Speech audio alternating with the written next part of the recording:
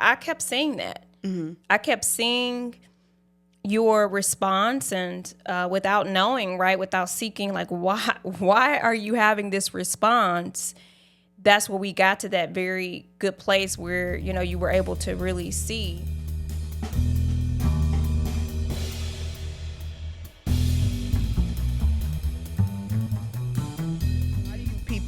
Why do you think people struggle to honor others without needing recognition? I don't know. I feel like that's something I can even admit to. I've struggled with myself, you know, in the past. I think you feel like you're almost being diminished somehow. Like if you personally are being diminished when other people are being brought forth in honor. For some reason, sometimes I just can speak for me. I know in moments, especially where I feel like, you know, say for instance, I could go without getting recognition, right? Like be just doing some of everything without getting recognition and be perfectly fine with it. Like not even seeking recognition and things, but then somebody can come and be doing the same thing you're doing. And let's just be real, maybe even doing it a little bit less, with less effort, but then they are being honored and recognized. That instantly does put you in a moment like, wait a minute, what about me? Yes. What about all these things that I'm doing, that I'm contributing to this? Why am I not getting the acknowledged as well? So that could be a little bit of that in there. I think why people struggle to be able to honor without feeling like, you know, that they're being diminished themselves. But I think it's just, again, I feel like it's a practice. Like I said, everything you have to practice first. The first thing is to have the awareness. So, and I say that people lack awareness because you know how many times you see, and I'm going to use terms that society use today, and that's even within families or so. If somebody does something and then somebody's coming off trying to diminish that or reflect or speak negatively of that, and then somebody call them out on it, the first thing they do is, oh, I ain't jealous. I'm not hating. I don't have this. So we never gonna be okay if you don't have you have awareness.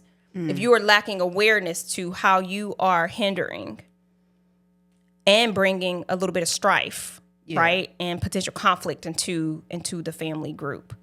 Yes. This actually brought up something, we're talking about honor within the family. This actually brought up to memory the time Aaron got in trouble on the bus. And you had said something to him. You were speaking to him and your discipline, but it also impacted me because I was like listening off in the corner. You know how siblings do. Yeah. They be like, "Ooh, he got in trouble." Let me look at what's going on. So Aaron had got in trouble on the bus. I forgot what he was doing. I think the bus driver called you and was just like, no, they tried to suspend him off the bus. That's how I learned. I learned because they were suspending him off the bus, and what he was doing was he was jumping over the seats, jumping up and down in the seats, and jumping over the seats. That's a whole nother story. Spider-Man. Correct. If you knew Aaron, that you would be laughing too. That's what he was doing because boy is he's Spider-Man. Like, but anyway, so of course you disciplined him when he came home, and you said something. You gave a whole speech, but you said something at the end. You was like, when you and your sister step out this door, you are a reflection of me. Yeah, representatives of me. Yes. And so I actually correlate that with what Jesus was saying about him, about if the Father is glorified, then the Son is glorified as well. Exactly. And so that lesson that you gave him really has been with me since then, since I've heard it. Like when I step out this door, what I do is a reflection of you. So if I do something that is glorified within the community, that is a reflection of you. And you actually have some testimony of people coming to you, like when you reflect on something I did, their response is, "Oh wow, you're such an amazing mother." Yeah. So like, the glory is just coming back and forth, and then vice versa for me. When my friends meet you for the first time, it's almost like a sense I get elevated in their eyes in a way. Like they like, "Oh, she has such this amazing mother. She's such an amazing person." Yeah. You know, they have something to correlate with that. So that's like so good, Autumn. I never even, this is so crazy. I never even thought about it in that way. You now are taking me down memory lane to that moment. again, you know me, sometimes I just be doing things in stride. Like when you talk about the moment, I was like, how you gonna say you can't do nothing without even trying? Yeah. It just be a moment for me, but it ends up being this very impactful moment for other people. But you just reminded me of that moment and telling Aaron, because literally I gave him the example of, I told him, your bus driver doesn't know me. And I said, people who are outside of the house, they don't know me. And if their only way to know me was to know me by how you behave, then what is the story you want to tell them about me? Yeah. And that is what, and I felt that to my core, because that's literally what was happening. Because again, that's how I feel like when let me just finish out the story, because I feel like, because it's really impactful, especially the way that you just explained it. When I got the call and when I got the information, it was given to me as if, one, that was Aaron's typical behavior, which it was not. And so it was very even shocking to me that he had did that. But then two, I was spoken to as if I was one of those type of mothers.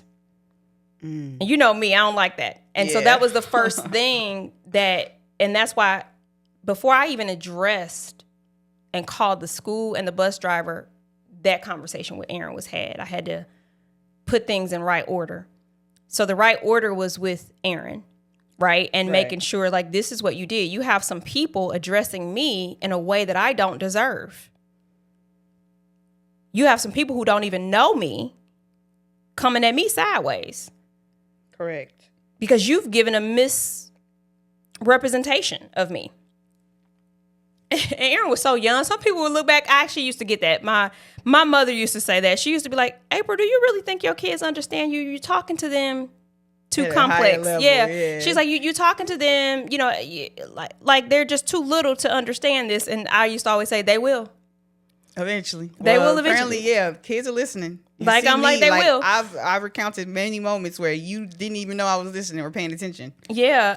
and so I would love to hear from Aaron to see if that conversation impacted him in the same way. I think it did. I never really had much problems with any of my kids when it came to behavior and things out at school. But for his sake, since we told the story, to finish the story out, they actually ended up, when I called the school, they ended up getting me on a conference call with the bus driver as well. And it was because the school was actually so shocked as well. Right, because the bus company is a little bit separate from the school, so they were actually shocked because that wasn't Aaron's character either. So they had an invested interest in understanding the full scope of what took place because it was unlike Aaron's character, and so and then them knowing me as well, and so they agreed, and then we were on a 3-way conference call, so it was me, the principal, and the bus driver, and initially the bus driver did come to the phone with an attitude. And but I think and who wouldn't? Like, I'm not trying to blame her. She probably was ready for some type of confrontation or conflict. You know how parents can be. But then when she saw me, and she saw that we were both, me and the principal, were both genuinely just trying to seek more understanding so that it couldn't happen. And that's what I told her. I just want to make sure it doesn't happen again. But I have to be honest, this was very shocking to me that he did so. And Aaron had told me, and when I asked Aaron, like, Aaron, why did you do this? Aaron had said it was because it was a party on the bus. This is how young he was. He was like, well, it was a party on the bus. You got to know my son. He was just like, it was a party on the bus. And I'm like, a party? Like, you really got to just know who Aaron is. You got to know who he was. And this would be funny. So that's why I needed more information, because that's the only way he could describe it. He was saying it was a party on the bus. And I'm just like, but I still got on him. And so it was so funny. Like, the bus driver even bust out laughing when I said that. And I was like, I'm just trying to understand what is he talking about. And he said that other kids were doing the same thing. And she admitted, she said they were. Mm-hmm. And then she went on to admit that the bus is constantly out of control and rowdy, and the kids are disruptive. And she also admitted she never had that issue from Aaron until that moment, until that particular day. And I think in Aaron's eyes, he's like, whoa, this is fun. This is a party. Yeah. My son is on the spectrum, by the way. And before that was his first time on a larger bus. Before, he was on a monitored bus. He was on a smaller bus with monitors. But they felt like Aaron was so, he's such an amazing kid. They was like, we don't feel like he needs this. And that was his first time on a regular bus. So for him, to give more context as to why he thought it was a party. A party was happening. Yes. I mean, look, it looks like a party. It's a party. Everybody's having fun. Everybody have fun. Like, look. I'm about to join in. No, so the bus driver admitted, and she actually felt like her response towards him in particular was too extreme after we were all talking about it, and they removed the suspension from the bus. But yeah.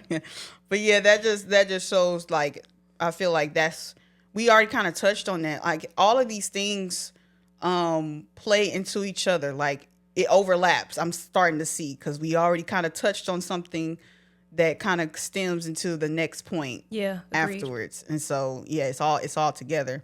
And so the final characteristic we saw was submission without inferiority. I'm sorry, I got braces. Mm-hmm. And so, actually, I'm gonna make a stipulation here. You can't make fun of me when I mess up on words if I got these braces in my mouth. I don't have braces, and I still have an issue with inside joke. She struggled to say Deuteronomy. Still do, and I'm not going to even repeat it. For the life of me. But no, I've been proud of you lately because it comes and it goes. You've been saying it so good without struggling. It comes and it goes, and in fact, I don't feel like I have it now, so I'm not going to even. I'm not going to even repeat it. But back to what that. So inferiority, submission without it. No control or lesser value. Philippians 2, verses 6-7 says, who, existing in the form of God, do not consider equality with God as something to be exploited. Instead, he, speaking of Jesus, he emptied himself by assuming the form of a servant, taking on the likeness of humanity. And then Hebrews 1, verse 3 says, the Son is the radiance of God's glory and the exact expression of his nature, sustaining all things by his powerful word. After making purification for sins, he sat down at the right hand of the Majesty on high. So you see within the Trinity that there's always this show of submission without inferiority. Jesus never felt less than. He always felt equal to the Father and the Holy Spirit. And so that's important because I feel like a lot of people misunderstand authority at times. Yes. They interpret it in a whole different way, which causes resistance within the family, which then causes division, which then causes the breaking of unity. Mm-hmm. Yeah. It's all layered. It's like a ripple effect. But in the Trinity, there's no control, there's no insecurity, and there's no loss of value. So why do people associate submission with weakness? Oh, wow. That's a good one. I think it goes back to what you said. This is where I feel like pride comes into play. Yeah. And that's even me being, coming from a leadership perspective. Because oftentimes I have been in a position, whether it's professionally or personally, of people trying to undermine my authority. Yeah. As a leader. And I think it's just pride. Yeah. It's just pride. And honestly, I even have to check myself in that way. When I realized it happened to humble myself, to not then respond in such a prideful way, but yet to respond in a humbling way and understanding that part of leadership is what Jesus said, I've come to serve, not to be served. Yeah. And also knowing that the best way to help somebody to understand is by leading by example. Yeah. Actually, it's several things that popped in my head with this question. The first thing was that I think people connected to weakness because submission, there is a sense of lack of control there. And we're all controlling human beings. Yes. So we want to be in control of everything. Charge, yeah. And so even if we have a hint that my control is being lost, we immediately think, well, that is submission. When you submit, and this is just my opinion, when you submit, you do relinquish control of certain things. I feel like you have to. It's not submission if it's not. As well, yeah. Right. It's not submission. I feel like it's not submission. What you're doing is not submitting. if you don't relinquish some aspect or a little bit of control or trust within the person that you're submitting to. Yeah, and when I say what the lack of pride is just that you're so prideful and you don't want to admit that somebody right now may hold the answers. Right. And may know a little bit more than what you know about this thing. Exactly. Yeah. And so that was one thing. Another thing that popped in my head, and this is actually more personal on my level. We actually just talked about this maybe yesterday. And when you submit, it's like you think it's almost like you're being silenced. Or for me, I took submission as being silenced or being dominated. And so we actually just talked about this. We get into spats currently because sometimes I do feel like you are trying to control me as I step into adulthood. Yeah. Like I just turned 25, so I'm stepping into taking care of myself and being more independent. And our arguments always stem from you may say something or you may do something that I feel like you're impeding on my ability to be independent, or like you're trying to control or dominate me in a way. Mm-hmm. Absolutely. Yeah. Yeah, and it feels, and you feel like you're losing that control. And I feel like we just, again, you're right, we just had this conversation because we had to clarify. I kept seeing that. Mm-hmm. I kept seeing your response and without knowing, right, without seeking, like, why are you having this response?